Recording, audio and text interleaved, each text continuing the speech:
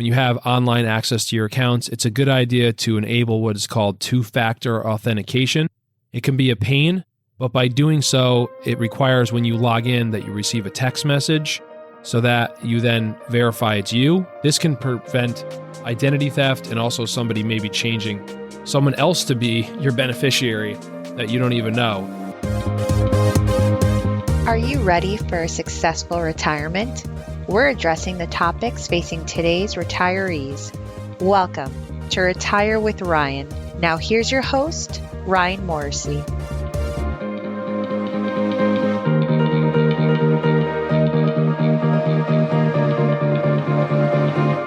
Welcome back. This is episode 92, and this week we're going to talk about how often should you update your beneficiaries.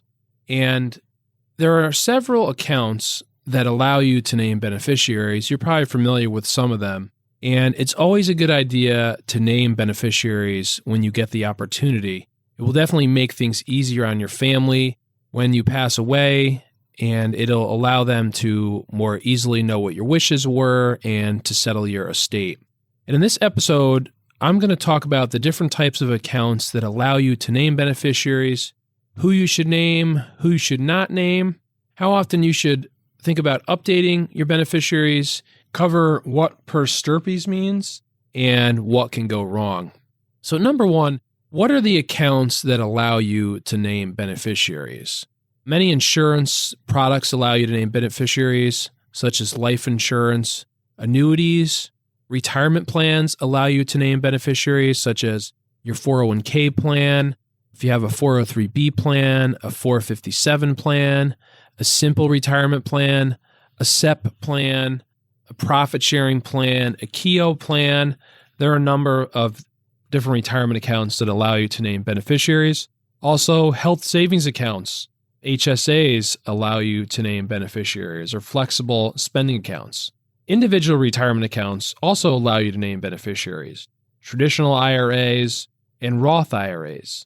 And depending on the type of account, the company will specify what needs to be done to name a beneficiary. Many of these companies have paperwork that you need to complete. Sometimes it's when opening an account, you would then specify the beneficiary. But in some instances, you can also just name your beneficiary online. One of the benefits of having online access to accounts is the ability to name your beneficiary. So anytime, I always recommend when you have online access to your accounts, it's a good idea to enable what is called two-factor authentication. It can be a pain, but by doing so, it requires when you log in that you receive a text message so that you then verify it's you. This can prevent identity theft and also somebody maybe changing someone else to be your beneficiary that you don't even know. So it can be a good idea to do that. So point number two, who should you name? Well, if you have a family, then you should be naming them. Generally, if you're married, you would name your spouse as your primary beneficiary. If you have children, you would generally name them as your contingent beneficiary.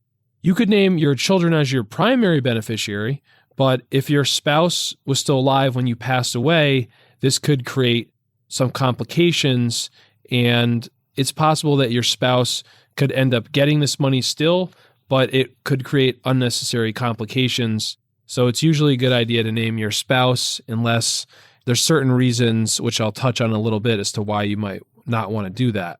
If there are also any charities, you could name them as your beneficiary on these accounts, or anyone else that you'd want to name as your beneficiary.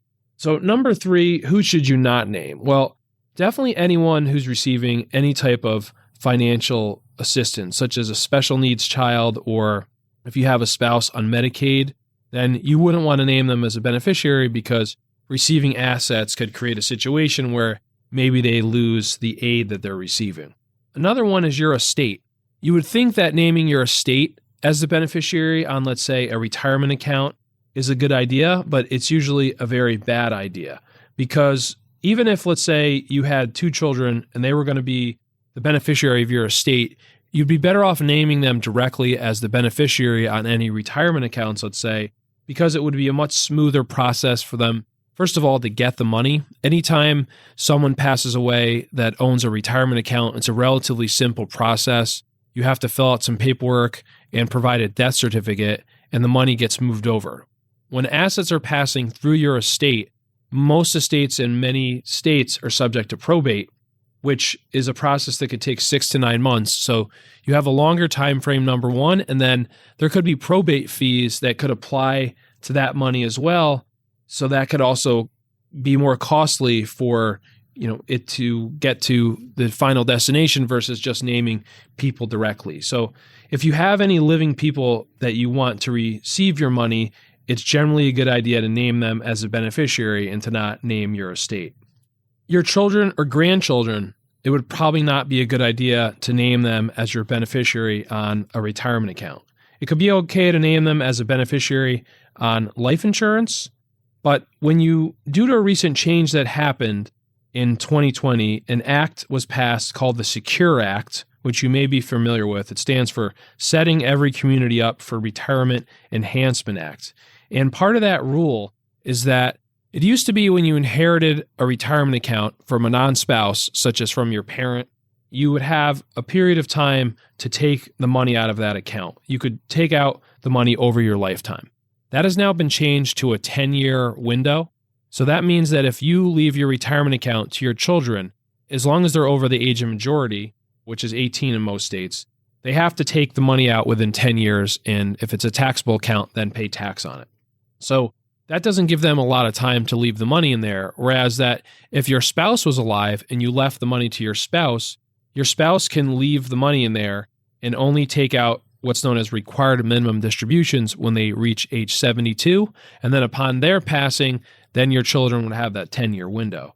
So if your ultimate goal is for this to go to your children or grandchildren, you're better off leaving it to your spouse as long as they're alive than having anything left over go to your children or grandchildren. Also, a trust, you could possibly name your retirement account to a trust, but due to the Secure Act, there are also some changes with the trust. And you really want to re-examine your trust because certain types of trusts, known as conduit trusts, do have the ability to maintain an IRA for someone, but there might be issues with, depending on how your trust was drafted, whether or not it still qualifies. So you would want to review that and get that checked out by an estate planning attorney or go back to the attorney that originally drafted it to make sure it still conforms. So there are some things to think about, obviously, when naming your beneficiaries. Number 4, how often should you update beneficiaries? Well, it's usually a good idea to review your beneficiaries every few years, or if you go through any type of life-changing event, such as the death of a spouse, divorce, death of a child, change in your executor, birth of a grandchild, or you just change your mind about who you want to inherit certain assets, or if there's a significant change in your wealth. These are all good reasons for you to review your beneficiary form, or at least every few years, take a look at your beneficiary form. And it's also a good idea to not only name a primary beneficiary, your spouse, but you should also have a contingent beneficiary as well. If you have children, they probably should be named as your contingent beneficiary, or if you have grandchildren, they could also possibly be named as your contingent beneficiaries. You would want to do some research or check with an estate planning attorney before you name your grandchildren for a couple reasons. One, that you could trigger something that's known as a generation skipping tax. And that's anytime you leave money to someone more than one generation younger than you. And also, if you're naming your grandchild and they happen to inherit some money while they're in college, that could also jeopardize their financial aid if they're receiving any type of financial aid. So that is something that you want to think about. So what can go wrong? What mistakes have I seen with beneficiaries? Well, I've seen many times where people don't have beneficiaries named. So definitely making sure that you have beneficiaries named. But a friend of mine who's an advisor, he worked with a couple, let's call them Bob and Sue. And Bob was a federal employee and he was retiring, and they were reviewing his retirement plan, and they noticed that there was another beneficiary listed on there as the primary beneficiary. Let's just call her Jenny. And so this advisor pointed this out to Bob. Bob got very uncomfortable, and he assured Sue that he had been faithful, nothing bad had gone on, but it just so happened that when he turned in his beneficiary form, that there was another beneficiary that had a very similar Social Security number to Sue, and they confused that and had Jenny listed as the beneficiary, someone who he had never met.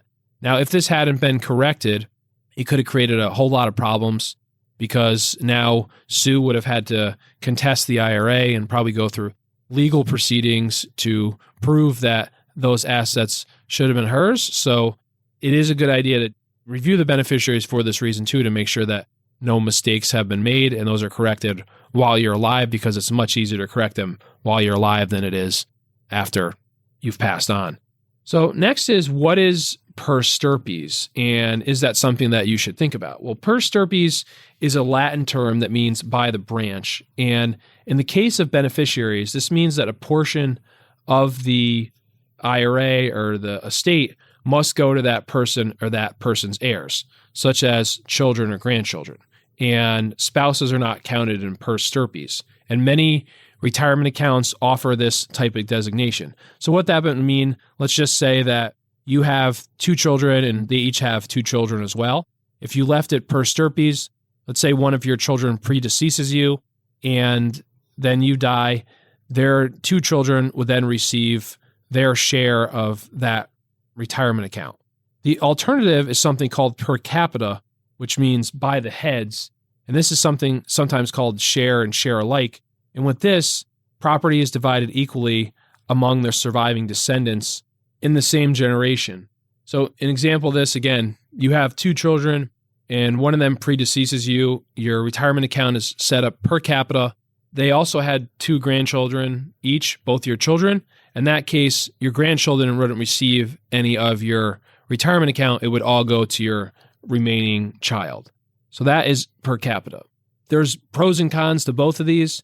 If you want to always know that should your child predecease you and you don't get a chance to update your beneficiary form, that any descendants that they have would receive whatever share they would have been entitled to of your retirement account, then you want to think about using per stirpes.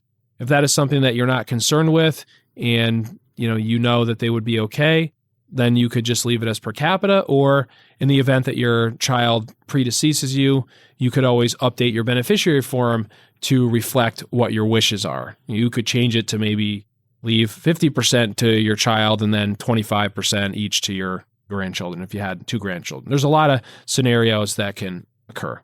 So your follow-up from this episode would be review any accounts that can have beneficiaries added to them. Life insurance, annuities, retirement plans, individual retirement accounts, and make sure that those beneficiaries are on file, that they're up to date, that you have not only a primary but a contingent beneficiary. And then you'd want to consider if you want to enact per stirpes in any of these accounts. And many companies, it's very easy to do. You literally just checking a box on the account application or on the beneficiary form to update that if that's something that you'd want done. So I hope this episode was helpful on understanding beneficiaries and how often you should update your beneficiaries. And if you have a question that you'd like considered for a future episode, you can always go to retirewithryan.com and you can click on the contact form, submit your question, and it will be considered for a future episode. Have a great week, and I look forward to talking to you next Wednesday. Take care. You should consult a financial advisor familiar with your specific circumstances before you make any financial decisions. Nothing in this broadcast constitutes a solicitation for the sale or purchase of any securities. Any mention of rates of return are historical or hypothetical in nature and are not a guarantee of future returns. Ryan Morrissey, CFP, is an investment advisor representative of Morrissey Wealth Management, LLC, a registered investment advisor.